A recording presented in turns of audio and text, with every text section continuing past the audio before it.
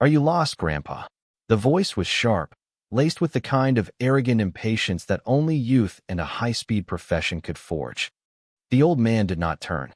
He remained seated on an overturned supply crate, his back to the speaker, his attention fixed on the shimmering heat haze rising from the tarmac. Before him, a group of highly trained, highly stressed technicians swarmed around the inert fuselage of a prototype surveillance drone. It lay on the concrete like a broken insect, its advanced composite wings angled unnaturally. The air hummed with frustration. Staff Sergeant Kalen Vance took another step forward, his state-of-the-art combat boots crunching on the gravel at the edge of the airstrip. He was a specimen of modern warfare. His uniform was crisp, his muscles were coiled springs of latent power, and the Oakley sunglasses shielding his eyes reflected the dead drone with perfect, sterile clarity. He saw the old man as a glitch in this perfect, sterile world. An anomaly. A loose thread in the tightly woven fabric of Fort Bragg's most exclusive real estate. "Sir," Vance said, his voice louder now, cutting through the low murmur of the technicians. "This is a restricted area. I need to see your authorization." The old man's shoulders, stooped with an age that seemed ancient in this place of vibrant lethality, rose and fell in a slow, deliberate breath. He was cleaning a rifle. That was the part that truly grated on Vance. It was not a modern M4A1 carbine, bristling with lasers and optics. It was a relic, an old M16A1, its triangular handguard and fixed stock looking like something from a black and white photograph. The plastic was worn smooth in places, the parkerized finish on the barrel faded to a soft gray. The old man's hands, gnarled and spotted with liver spots, moved with a slow, practiced economy. A clean patch of cotton, a dab of solvent, a long, smooth pass through the bore. It was a ritual. Vance felt a surge of irritation. "Hey, I'm talking to you," he snapped, his professionalism fraying at the edges. "Who are you and what are you doing here?" Slowly, the old man placed the cleaning rod down on a worn canvas roll.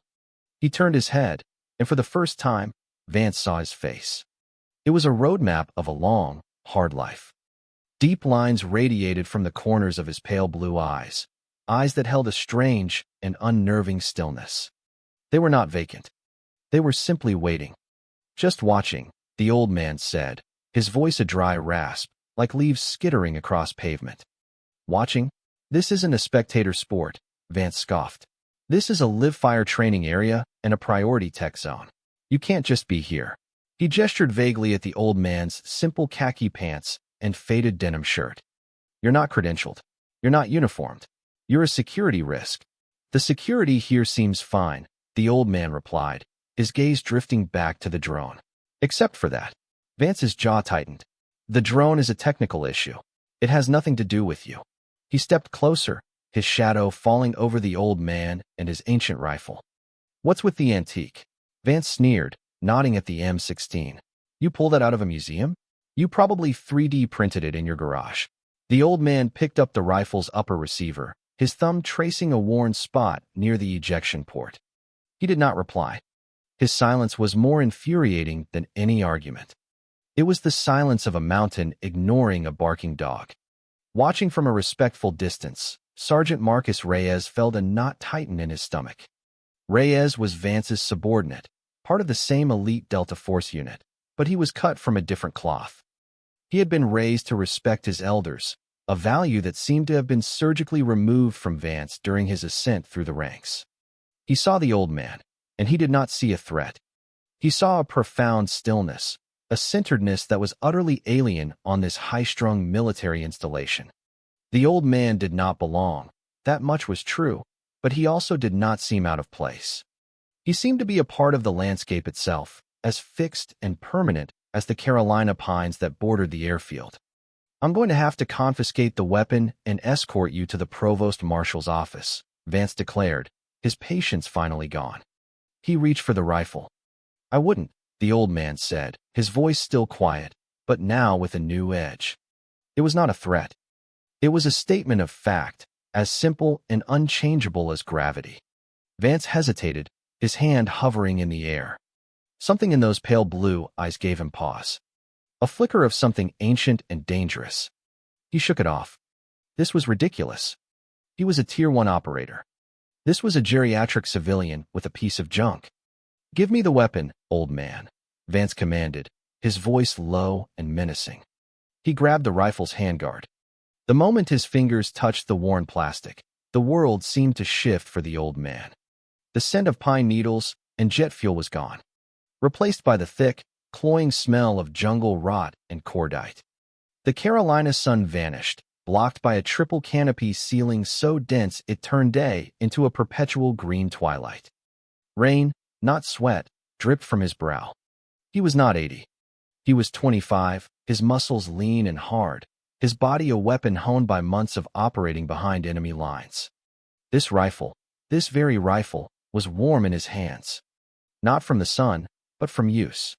He could feel the familiar vibration of the bolt cycling, the comforting push against his shoulder. He could hear the muffled chatter of his team on the radio, the whisper of their movements through the undergrowth. He remembered the weight of Sergeant Miller, bleeding out on his back, and how he had used this rifle, one-handed, to carve a path back to the extraction point. He remembered using its stock to clear a jammed machine gun nest, a desperate, brutal act that had saved them all. He remembered the quiet moment, weeks later, when the unit's gunsmith had found him, pressing a small, hand-cranked engraving tool into his palm. "The boys wanted you to have this," the smith had said, "so you never forget." The flashback was gone as quickly as it came. The old man's eyes refocused on Staff Sergeant Vance's face, on the sneer twisting his lips. "What's the matter, Grandpa?" Vance taunted, yanking the rifle, having a senior moment. But the old man's grip was like iron. The rifle did not budge. It was as if it were an extension of his arm, rooted to the very core of his being. Vance pulled harder, his ego now fully engaged. He was being defied. Publicly. By a fossil. "Let go," he gritted out. Sergeant Reyes knew this was the point of no return. He saw the fury in Vance's eyes and the immovable calm in the old man's. This was going to end badly.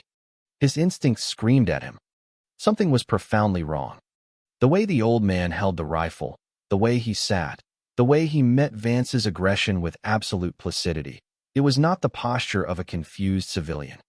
It was the posture of someone who had seen true violence and found it unimpressive. Reyes backed away slowly, pulling his satellite phone from a pouch on his vest. He turned his back to the confrontation, shielding the phone with his body.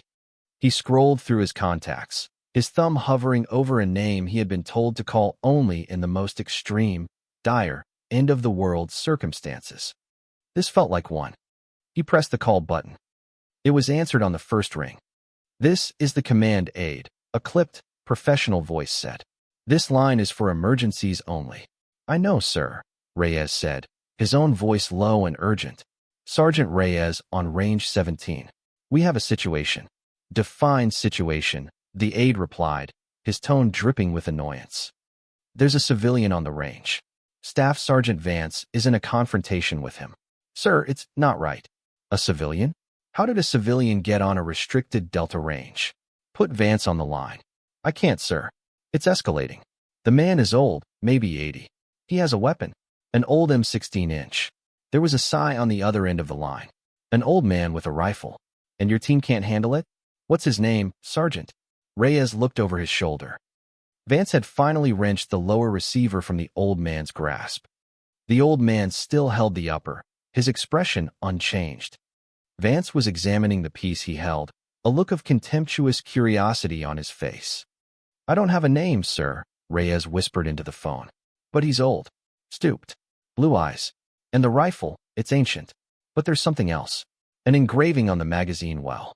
"An engraving?" the aide asked, his interest piqued slightly. "What does it say?" Reyes strained his eyes. Vance turned the receiver over, and the sun glinted off a small, crudely etched marking. "It's the shepherd's crook," Reyes said, his heart pounding. "And some words. Latin, maybe? Ad incepto. Finus. Silence." Not just a pause. It was a deep, profound, deafening void on the other end of the line. Reyes thought the call had been dropped. "Sir? Are you there?" When the aide's voice returned, it was completely transformed. The annoyance was gone, replaced by a raw, naked terror that made the hair on Reyes's arms stand up. "Sergeant," the aide said, his voice a strangled whisper. "Does the man have gray hair? Thin, wearing a denim shirt?" "Yes, sir. That's him." "Get your staff sergeant to stand down." Now, the voice was no longer a whisper. It was a command that vibrated with absolute authority. "Do not let him touch that man again. Do you understand me?"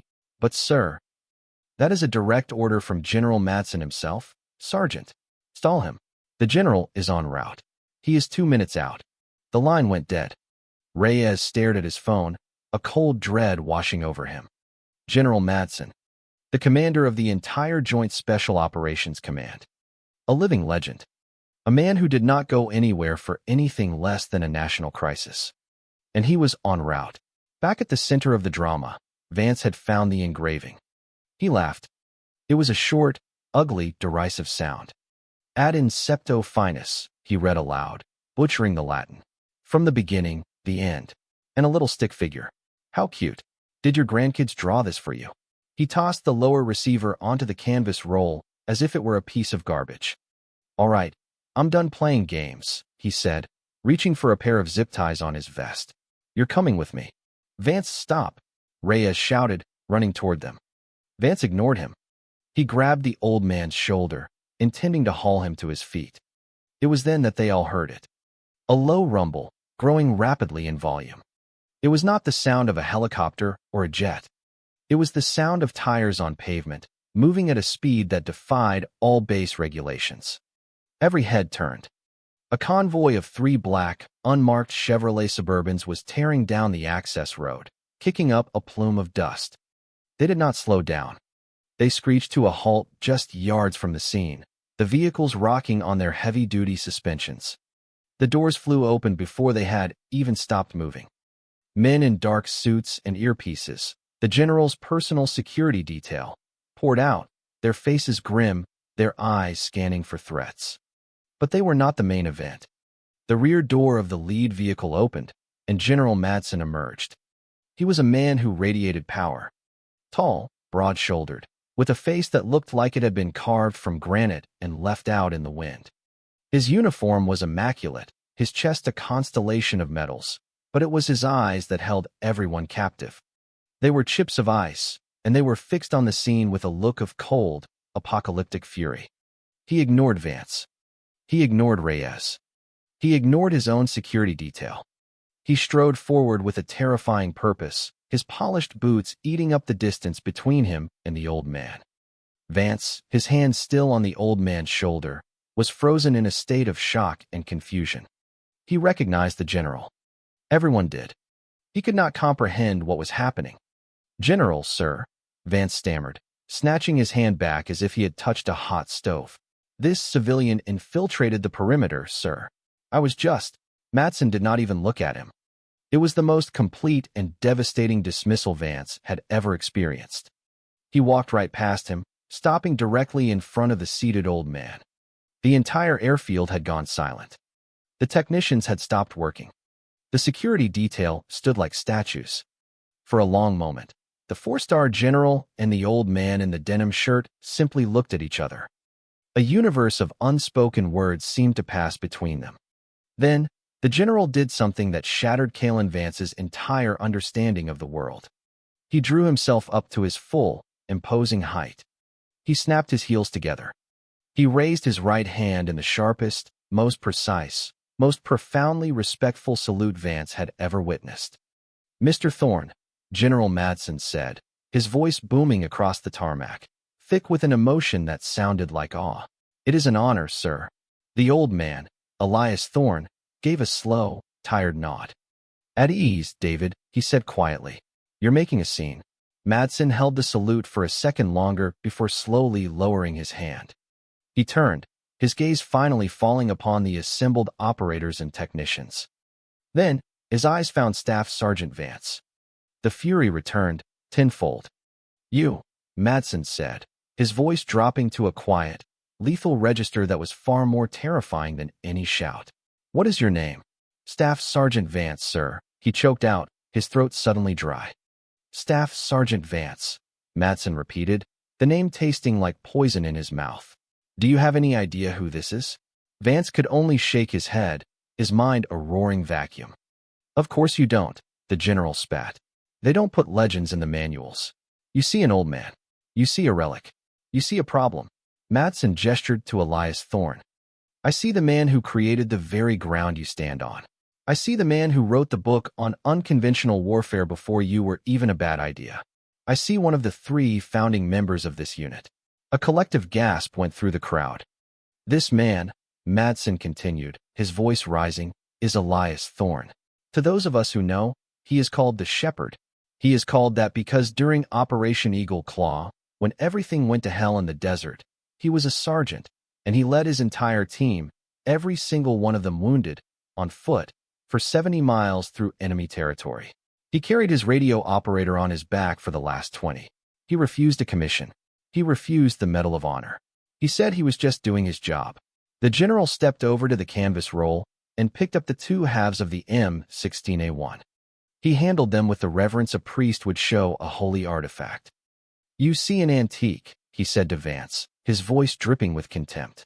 I see the rifle that held the line at Hill 488 when it was Thorne and 5 other men against 200. I see the rifle that took out 3 enemy snipers with 3 shots at over 800 meters in a sandstorm. He pointed to the small, crude engraving. Ad incepto finis, it was their motto. The motto of the original team. From the beginning, the end, it meant they were the first ones in and the last ones out. It meant they finished what they started, no matter the cost. He looked back at Vance, his eyes burning with a cold fire. You put your hands on this man. You disrespected him. You disrespected his weapon. You have disgraced your uniform, Staff Sergeant. You mistook age for weakness. You mistook humility for infirmity. You stand here in the house that he built, and you tried to throw him out of it. Vance was white as a sheet. He looked as if he might be sick.